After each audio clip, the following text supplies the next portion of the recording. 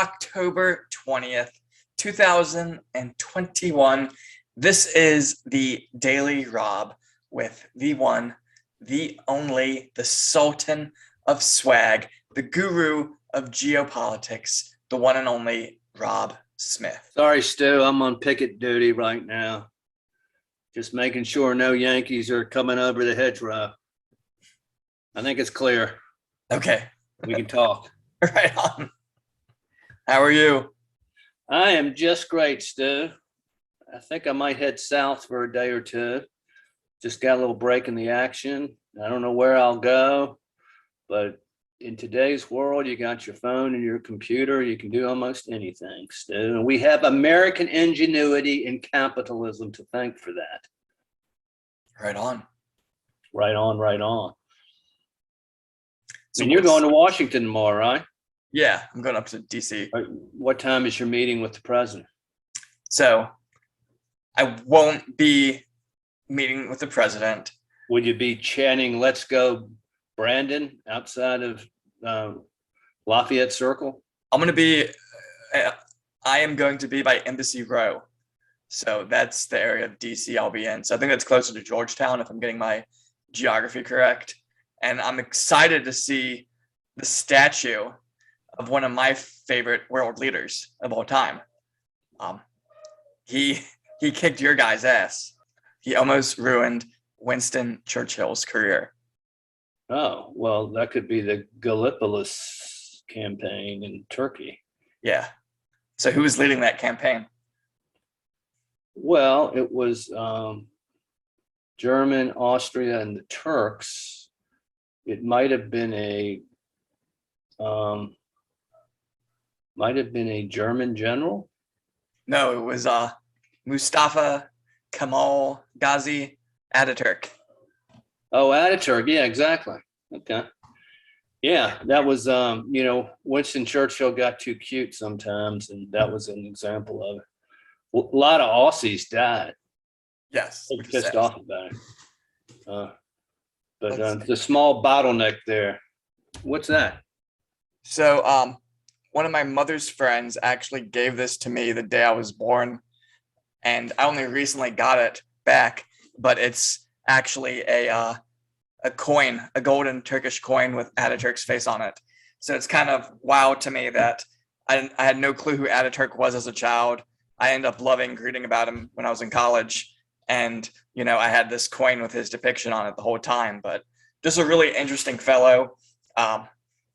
And he did a lot right, and Turkey has kind of rolled back all the good stuff he did. So Turkey's an interesting place. It's been an interesting place throughout history as well. At the time of Christ, it was Roman. It soon became very, very Christian. The book of Galatians, the Galatians were Celts.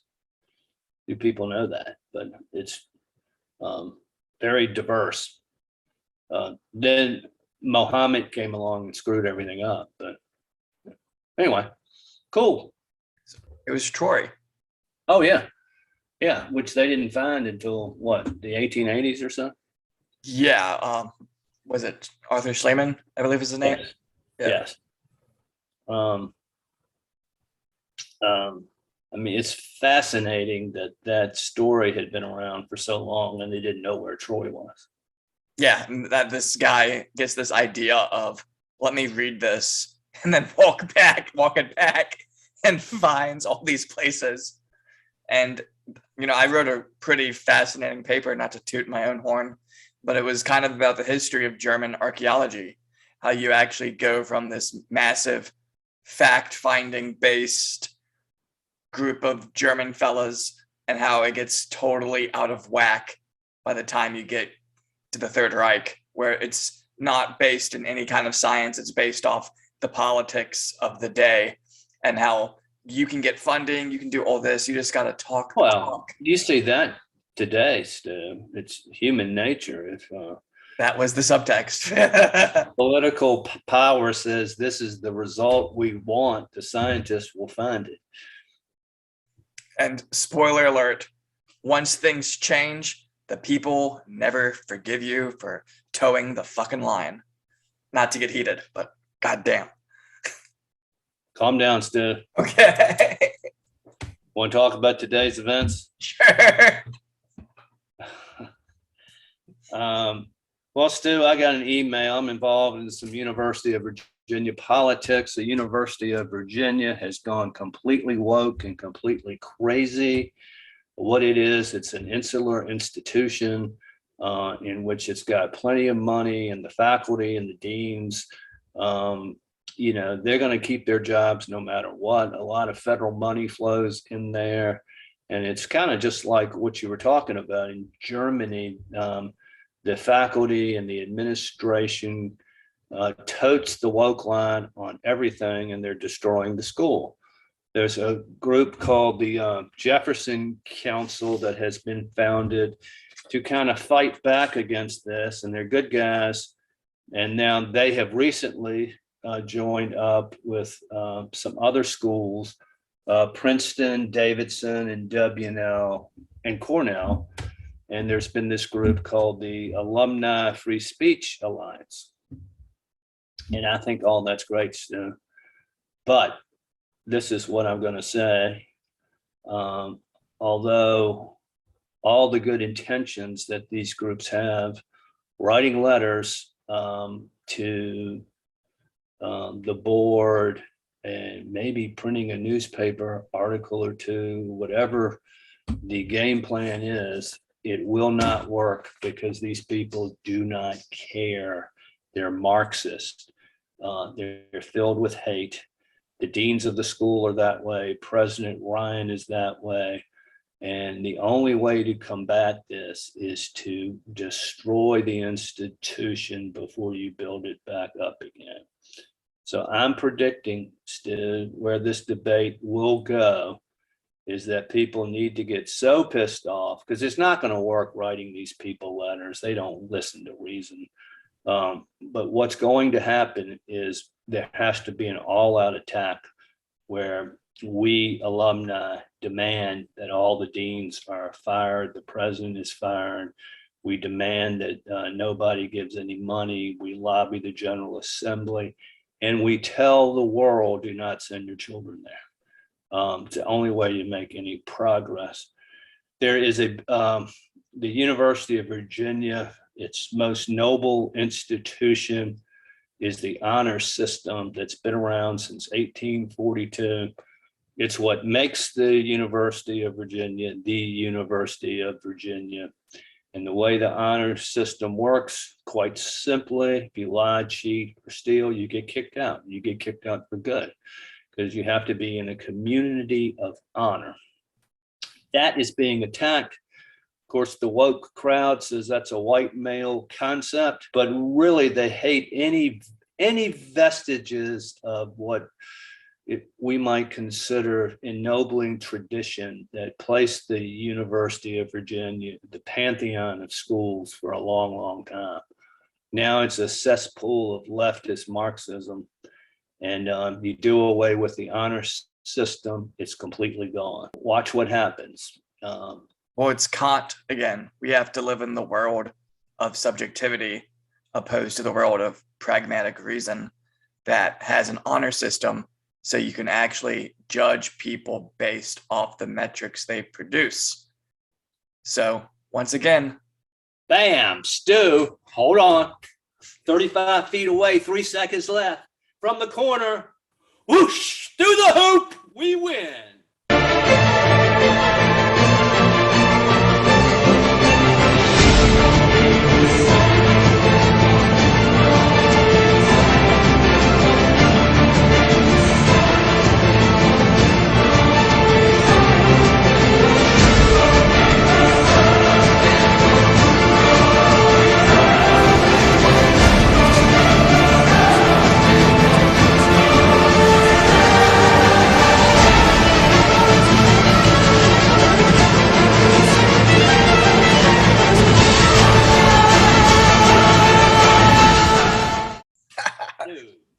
But that's what it is. That's honestly what it is that exactly what it is. And I'm glad we did that podcast on Immanuel Kant, Stu. That was your idea. He always I'll comes give you- up. Pardon? He keeps coming up. Yeah, I mean, it's just the failure to acknowledge objective reality. I am of the belief of Thucydides' comment that he who graduates the harshest school succeeds. And if you're essentially destroying what it means for school to be hard, then you're not even preparing people for the real world. Well, that's true with everything. The school of hard knocks is an excellent teacher, but the school of little puppy dogs and safe places is the school of ensuring that you will not be a success and you will be a little weenie the rest of your life. It's kind of like the New York Times, where you just want the skin suit of the label of the institution. So you just want to take over from the inside and then wear the skin suit and act like you have legitimacy in the world. So what you're doing is you're making it even easier to graduate from the University of Virginia by destroying the honor code, getting rid of it, throwing it out. And so then that way you can just pass out diplomas from UVA and people think it's going to have legitimacy when you've essentially hollowed out everything. Hollowed out what it means. Legitimate. Yeah. And that is somewhat emblematic of Marxism to begin with. We want to give you everything. Well, once you give everybody everything, you've created this state where nothing is produced and everybody pours dirt. Achievement and hard work, Stu, that's what advances society. All right. Another story, Stu, I think it's kind of interesting, is Donald Trump weighed in on Colin Powell this morning, and he blasted him. And he said what I said politely yesterday, but he was much more pointed and much more detailed. I think he said he was a rhino Republican. He didn't do a very good job in the Gulf War. He supported Obama. He criticized Republicans, blah, blah, blah, blah, blah. And I would say, Stu, I'm much more charming than Donald Trump. I have a way of saying things with more nuances. He is a bull in the china shop. But, in a wide world with lots of factions, I don't mind somebody speaking their mind like that. And I actually agree with him. I don't think he wouldn't have been as gentle and charming as I would have been saying the same thing. But, I think he's right. And people, he's got his corner, and that's the way he speaks about things. And, I'm fine with him. Yeah, he nailed it on the head. I thought it was hilarious. Even if it was morally scriptable. Yeah. When he made the comment about John McCain when he was first in the race. And I said, oh my God, he's going to have to drop out. But the reason he never had to drop out after saying things, because regular people appreciate honesty. Donald Trump talks to you like you're having a beer at Kelly's bar, and he doesn't sugarcoat things. And I think people appreciate that. I think it's like the Rosie O'Donnell comment where he's asked during a debate, are you negative towards women? And he says, only Rosie O'Donnell. And he skates by. So you've called women you don't like fat pigs, dogs, slobs, and disgusting animals. Your Twitter account only Rosie O'Donnell. No, it wasn't. So it's about never apologizing and never backing down. And if we go back and look at Colin Powell's, career, he's sitting before the UN holding a thing of anthrax, knowingly lying us into the war because he was told those were my orders. Right. Those were my orders. Was we know for a fact not a defense. You can ask the fellas at Nuremberg about that. I was just following orders. Does not hold up in court. And he was vocal about it later on in life, but he leaves the Bush administration in 2004, if I remember correctly. And then by 2006, he's essentially bad mouthing it. So he's right. He shows you that his colors were different to begin with. Where he shows you that he was fake. He wasn't principled. But Stu, all men in history are nuanced, and no one's perfect. Yeah. Jesus Christ was the only perfect person to walk the earth. So I think it's perfectly okay to talk about the diversity of character that people have, their warts and their accomplishments and the way they think. It's what history is all about. You shouldn't look at things black and white in a vacuum. And to end on a positive note, since we did shit on him a little bit, his responses to the Clintons when they accused him of being the source for why Hillary's emails got leaked out are some of the funniest things you've ever read. Yeah. He's like, the minions of Hillary Clinton, Hillary Mafia. It's funny. I like it. Well, and it just shows you too, his emails were not secure either, as I remember. And you just wonder about these people in Washington who have held these high positions. How can they be so irresponsible as to not make sure everything they do is absolutely secure? It boggles the mind. All right, Stu, I just go through a little list here. Procter and Gamble came out yesterday saying their expenses are going to be up 2.3 billion, which means toothpaste, mouthwash. You're going to see inflation really start to see the effect. Right now, the businesses are eating the cost, but they're not going to do that for long. Home building starts are down. What do you expect? I know from being a home builder before, you got to be able to rely on what your materials are, and you can't do that right now. My boy Travis Tritt, I'm a member of a country club. Country music is what I love. Says that he will not hold a concert if the venue says that everybody has to be vaccinated. One of the best covers of Long-Haired Country Boy is by Travis. Yes, if you don't like the way I'm living, why don't you leave this long-haired country boy alone?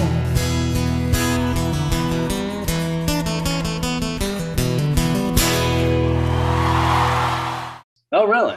Yeah. Favorite of mine. And then there's Trouble. I like that. Well, hello, T-R-O-U-B-L-E. Tell me what in the world you doing there, L-O-N-E. Yeah, I say, hey, good L-O-O-K-I-N-G. Well, I smell T-R-O-U-B-L-E. Anyway, Travis is all right. Good old Georgia boy. Big story is the Biden administration's taking these immigrants and shipping them around the country in the middle of the night. There's a story about that in New York. My boy, Fred Hodges, the pride of Henderson, North Carolina, called me today. And he said that he and his lovely wife, Cammie, had just gotten back from Antigua in July. And they saw this same practice going on in the middle of the night. July was how many months ago, Stu? 3 months ago? Just shows you how long it takes the media to run a story if it's negative towards the Biden administration. Anyway, Stu, last thing, I wrote an article yesterday on supply line. People should read it. It's everything you need to know about this. But, the president says, oh, we're going to open up these ports 24 hours. Well, since he had that little discussion with the port operators, they're not open 24 hours. As a matter of fact, this past weekend, they were closed. It just shows you again, just the incompetency. One is just thinking that they can just say something and this big industrial complex is immediately going to have the workers and the tools and the infrastructure to do that to begin with. They're idiots. And again, my article, they caused all this because they interfere with the private sector. That's what I got, Stu. Right on. So I'm going to start with a local story, and then we're going to go all the way around the world. Hot dog. So Terry, who is a beautiful soul, he's running. Terry. Oh, Terry McAwful. He's running for governor here in Virginia. So he wants to come back. He's a beautiful soul. When he was confronted about educating the children, he was concerned about the constituent person's health and whether they had been vaccinated yet and why they didn't have a mask on. Right, who do you think should be in control of education if not Virginia parents? Vaccinated yet? That's the question I want to know. Who do you think should be in control of education if not Virginia parents? Governor, was it a mistake? You're dangerous here. Closed last year? I'll build education. That's why Fox News has me leading. Len Yunkel destroy Virginia's education system. All right, let's get at it, buddy. 3 days later.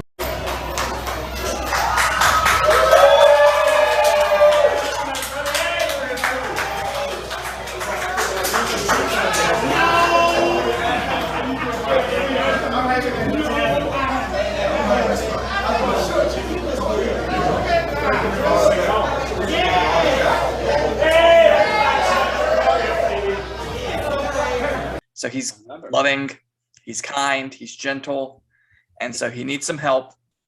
And so we called in the big dogs. So Kamala made a special ad for him that's being played in churches. And so you can't be a tax exempt organization if you're running political ads. So in order to get Terry to come back and get him elected, You have to break the law. You got to break the law. And you got to screw over all these churches. We will see if anything actually comes of this, or if this is just another example of things being swept under the rug and that the rules apply to you, but never to the Democratic elite. Right. So, let me tell you something quickly about Kamala and black churches. One of my Warsaw buds, Otis Jackson, he's an African American, a great American, and a conservative. He says that many, many black people cannot stand Kamala, especially black men, he says. So again, there's an example of kind of the white elites thinking that they know things, but they're just not close to the people to understand. we could do hours of riffing on her, but anyway, I'm going to move on. So I got some good footage that I'm including up in the top hand corner right now. And so this is of a group called the National Resistance Front in Afghanistan. They are located in the Panjshir Valley, which is about 60 miles from Kabul. And so this is a historic location that's always kind of resisted the Taliban. And the interesting thing is that this is kind of a lineaged resistance group. So the young man who runs this, who's about the same age as I am, his name is Ahmad Massoud, and his father is Ahmad Shah Massoud, who was assassinated by Al-Qaeda in 2001 and had been a major resistance fighter against the Taliban from essentially 94 to 2001. He's called the Lion of Afghanistan. And so they're just trying to put out essentially, I guess, their own version of propaganda that they're active, they have weapons, and they're going to be fighting. Now, the son has fled the country. He's in Tajikistan right now. He's trying to drum up support. The Panjshir Valley is ethnically Tajik, so there's like an alliance there tentatively, and it just kind of goes to show that you do have active resistance in Afghanistan. Not everyone is psyched about the Taliban. I don't think the US's job is to pick one side over the other side, but you have to let this stuff iron itself out naturally.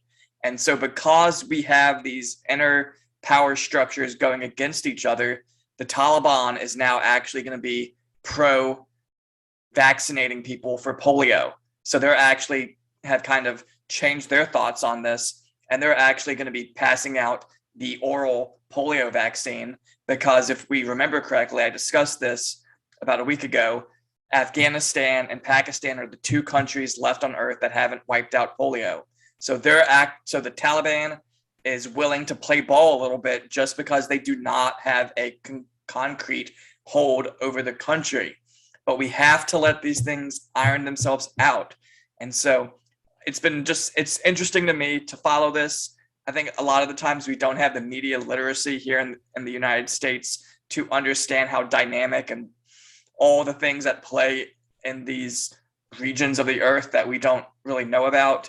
This is just one country out of close to 200 countries that the average person has no idea what's going on. But because I'm a meaner son of a bitch than you are, but I will look to the tenets of Clausewitz and say that if they're having internal struggles fighting the Tajik in the middle of Afghanistan, that's a good thing, because it is kind of what the British did to the whole world, is they had everybody that they had domain up over, and kind of a divide and conquer type thing. But you to the extent that they have internal enemies in Afghanistan, it puts restraint on the Taliban, and that serves our interest, and we don't have to spend a nickel to do it. Yeah, I will acknowledge that.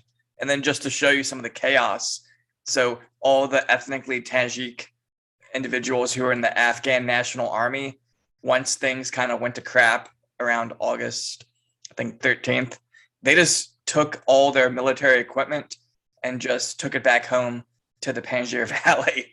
So they rolled up to defend this valley that's their home, and essentially like military personnel carriers outfitted with all these weapons. It's kind of funny how 6th century people with no literacy skills can pull their military supplies and equipment back instead of giving it to the enemy like we did. As of right now, the resistance is looking a lot weaker than it had been in the past. But, I think this guy it's interesting to see. His dad is this very famous known freedom fighter, well loved in the West, had resisted the Soviets. And so, you kind of have everything you need there for a success story. You have the political family, you have the feel good story. The young man is willing to work with these militant groups, even though they killed and assassinated his dad. But I would be pissed off about that myself. He's pissed off about it too. But I mean, he is open about trying to get Afghanistan to a better place. So what words of wisdom do you have for us today? Well, Stu, since I spoke about the honor system at the University of Virginia, I will read 2 quotes from a very famous man. And I will, the first podcast reader to tell me who this person was gets a Rob is Right t-shirt, and they get to pick the size they want. Let danger never turn you aside from the pursuit of honor or the service to your country. Know that death is inevitable, and the fame of virtue is immortal. Here's one more. There is a true glory and a true honor. The glory of duty done, the honor of the integrity of principle. There you have it, Stu. Right on, right on. Who do you think is going to be the first one to get this right?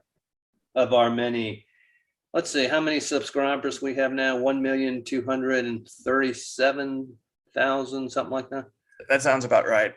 All right, Stu, go get them. Rock and roll. Later. Enjoy your vacation. Thank you.